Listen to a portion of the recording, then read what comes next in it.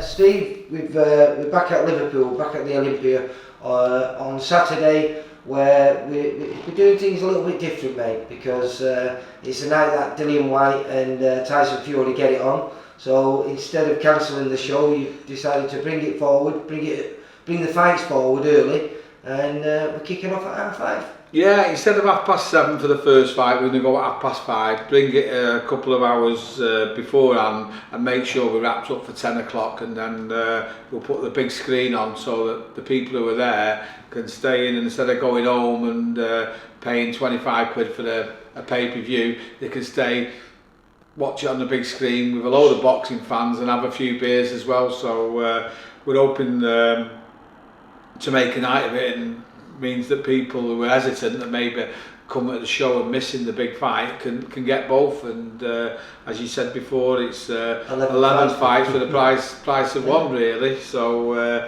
you know, the main bill, the main bout, Conor Butler v Ben Norman, which is for the flyweight Commonwealth Eliminator, will go on about 9:20, so that everything will be wrapped up by 10 o'clock latest, and we might see one fight before the big Fury Whyte one, but we'll definitely get to see the main fight. And because as you mentioned it before, normally by the time we've wrapped up, we would have missed all that as well by the time we got home. So it's it's good for us and all the boxers as well. Proper you know, they can stay behind and watch it with like-minded boxing fans, have a few beers and enjoy it, as I say, without having to pay the pay-per-view. You know what could be good for that? It could make the atmosphere brilliant, because the Olympians are a little bit like the York Hall sometimes. A lot of the kids who fight early, their fans tend to go, even though we have a full house, it's never a full house. So hopefully everyone will stay, and that'll make for a banging atmosphere.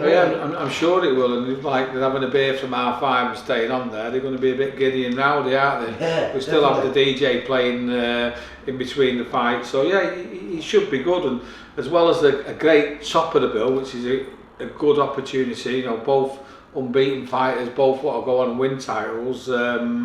We've got good support, so we've got a couple of 6-rounders. Nathan Bennett coming back to try and stop his losing record. And is that Nathan's first fight since boxer? It is, yeah. And obviously he's desperate to get back in big fights, and he needs a win before he can do that. Hopefully he'll get that against Lee Connolly, but Lee's always a good test for anybody that's coming along, you know, do that. And then we've got Marcus Malloy stepping up to a 6-rounder for the first time, and he's fighting a Czech/Russian Rustin.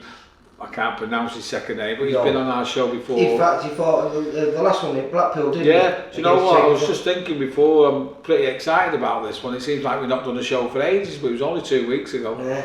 But and the good thing about that, we were saying that was a good fight with for Jacob Lowe, wasn't it? And we would have loved to see it over 6 rounds. Yeah. So now we get a chance to see him over 6 rounds with Marcus Malone. Yeah, listen, it's a good fight for Marcus, that, and it'll be a good fight for the watching public as well. And then obviously the next 7 fights are all kids who've just turned over pro and are on the learning stage. Well, you know, you've got Liam Moon fighting Jamie Quinn, who always puts up a fight. Ryan Dickens is on there. Jay MacArthur, he's got the durable Jordan Grammon, who I believe just got his 100th fight, didn't he? Oh, yeah, right. So that was good for him. Desi Adamu from the Wills on there. Ben Burren from Birkenhead's coming over.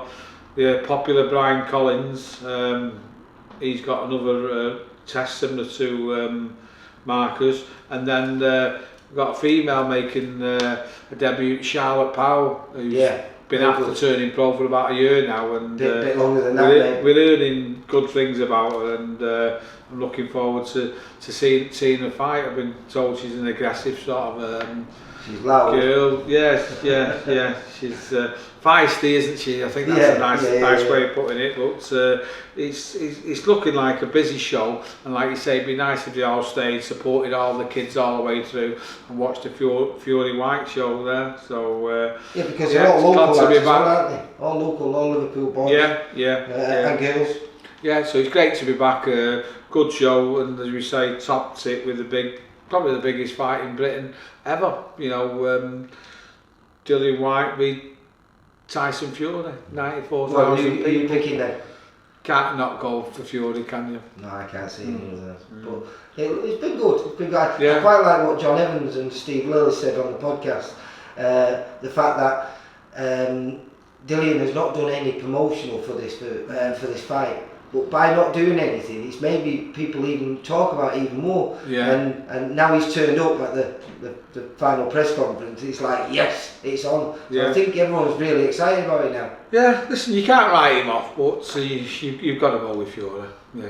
He's a bit special, isn't he? Right, okay then. Okay. Well, I'll see you on Saturday, Yeah. mate. Cheers, Lee. Thank Bye. you. Bye.